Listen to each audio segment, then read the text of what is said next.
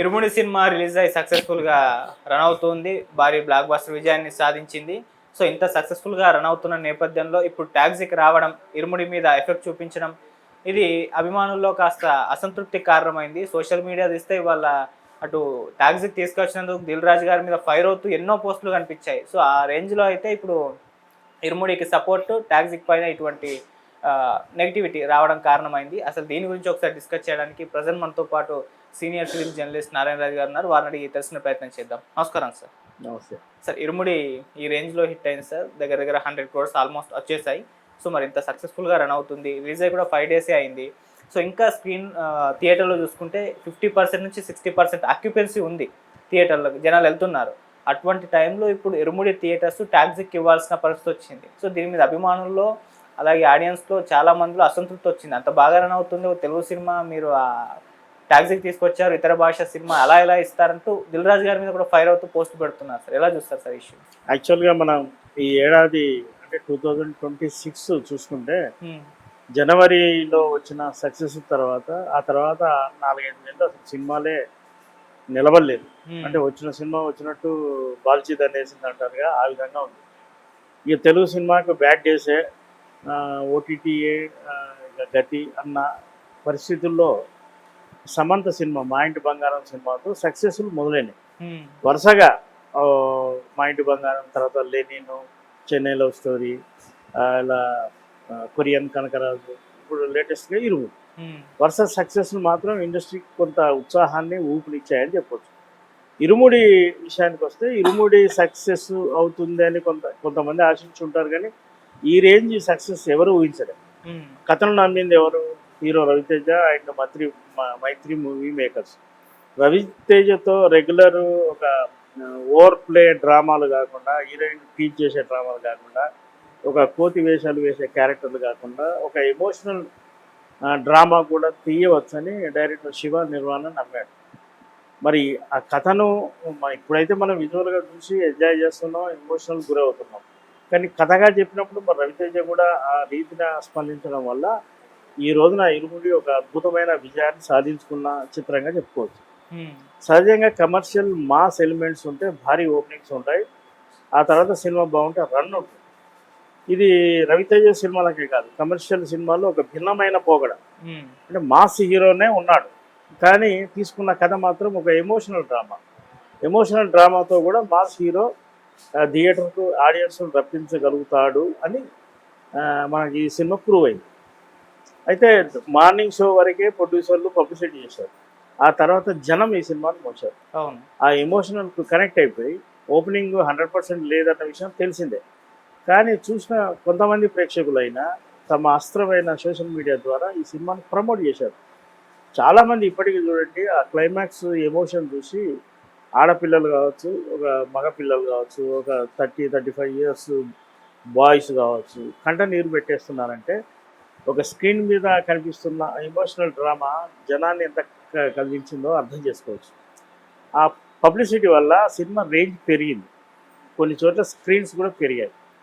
మీరు చెప్పినట్టుగా కేవలం 5 రోజుల్లోనే ఒక పెద్ద ఫిగర్ వచ్చింది. రవితేజ కెరీర్లోనే బహుశా బిగ్గెస్ట్ గ్రాసర్ అవుతుంది అని ఇండస్ట్రీ వర్గాలు అంటున్నాయి. ఆ బిగ్గెస్ట్ ఫిగర్ అనేది 200 కోట్లు కావచ్చు, 250 కోట్లు కావచ్చు, లేదా ఇంకా ఎక్కువ కూడా కావచ్చు.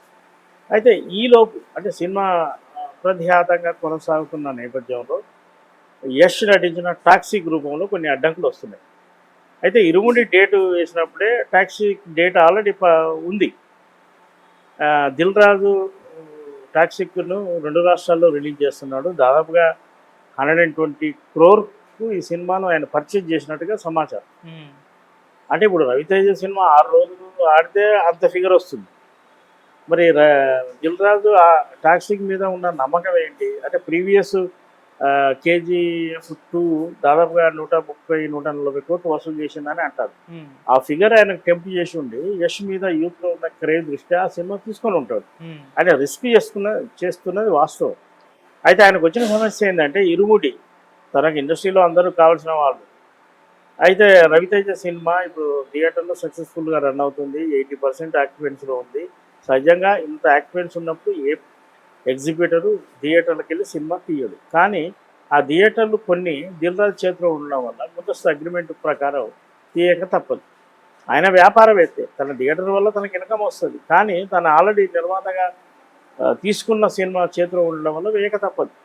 బహుశా టాక్సీకి రిలీజ్ అయ్యి దాని టాక్ను బట్టి లేదా ఇరుముడికి ఇతర ప్రాంతాల్లోని థియేటర్లు ఏమన్నా స్క్రీన్స్ ఏమైనా పెంచుతారన్నది చూడాలి. ఏది ఏమైనా ఒక డబ్బింగ్ సినిమా ద్వారా స్ట్రేట్ తెలుగు సినిమాకు ఇబ్బంది కలగడం కొద్దిగా ఇబ్బందికరం. కానీ ఇరుముడి ఆడకుండా ఉండి ఉంటే టాక్సీ కోసం అందరూ ఎదురు చూసేవాళ్ళు కదా. ఇండస్ట్రీలో ఇట్లాంటి విచిత్రమైన పరిస్థితులు తరచుగా వస్తుంటాయి. ఇలా ఇంకో పాయింట్ ఏముందంటే, దిల్ రాజు వర్సెస్ ఇరుముడి ప్రొడ్యూసర్లు మైత్రి మూవీ మేకర్స్, వీళ్ళిద్దరి మధ్య వ్యాపార పరంగా కొంత క్లాష్ ఉంది. దిల్ రాజు నాన్ కోఆపరేషన్ వల్లే మైత్రి మూవీ మేకర్స్ ఎగ్జిబిషన్ రంగంలోకి, డిస్ట్రిబ్యూషన్ రంగంలోకి కూడా వచ్చాడని అంటారు. మరి అనూహ్యంగా ఏదైనా చర్చల ద్వారా ఇరుముడికి థియేటర్లు తగ్గించకుండా టాక్సీకి కొంత తగ్గిస్తారా ఏంటి అన్నది చూడాలి. సార్, ఇప్పుడు టాక్సీకి రిజల్ట్స్ ఏమైనా ఇరుముడి మీద ప్రభావం చూపించచ్చా? ఒకవేళ పాజిటివ్ టాక్ వస్తే నార్మల్గా వెళ్ళిపోతుంది టాక్సీకు, నెగిటివ్ టాక్ వస్తే మళ్ళీ ఇరుముడికి ప్లస్ అయ్యే ఛాన్సెస్ ఉందా సార్? ఆల్రెడీ ఇరుముడి అనేది సక్సెస్ బాట్లోనే ఉంది. అది 80% నుంచి ఇంకా వీరుంటే ఇంకొంత ముందుకెళ్తారు. దానికి జనం కనెక్ట్ అయినట్టుగా, అంటే ఇది ఎమోషనల్ డ్రామా. టాక్సీక్ అనేది ఒక కమర్షియల్ యూత్ కోరుకునే సినిమా. అయితే యూత్ ఇక్కడ ఇరుముడికి కూడా వస్తున్నారు. ఆల్రెడీ ఒక రౌండ్ వీళ్ళు చూసి ఉంటే టాక్సీకి వెళ్తారు. దానికి విజయ అవకాశాలు ఎక్కువే ఉన్నాయి. అయితే అంతగా డిసప్పాయింట్ చేస్తే మాత్రం మళ్ళీ అది ఇరుముడికి అడ్వాంటేజ్ అయితే థియేటర్లు కూడా ఇరుముడికి పెరిగే అవకాశాలు బాగున్నాయి. ఈ మనం ఇరుముడి ఎమోషన్ డ్రామా చూసుకుంటే ఈ రోజున యూత్ మరి క్లైమాక్స్ చూడంగానే థియేటర్లో సీట్లలో ఎందుకు ఎమోషన్ గురవుతున్నారు, కంటనీరు ఎందుకు పెడుతున్నారు అనేది కూడా మనం ఆలోచించాలి. ఈ యూత్ ఇప్పుడు ఒక కొత్త లోకంలో, ఏఐ లోకంలో, మొబైల్ లోకంలో పోయి ఎమోషన్స్ మిస్ చేసుకుంటున్నారు.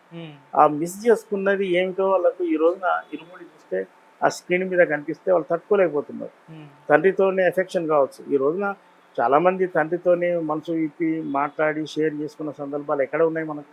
చాలామంది పిల్లలు హాస్టల్లో ఉంటున్నారు, లేకపోతే పీజీలో ఉంటున్నారు. వీళ్ళందరూ దూరం అయిపోతున్నారు. అవన్నిటినీ ఇరుముడి కలిపింది.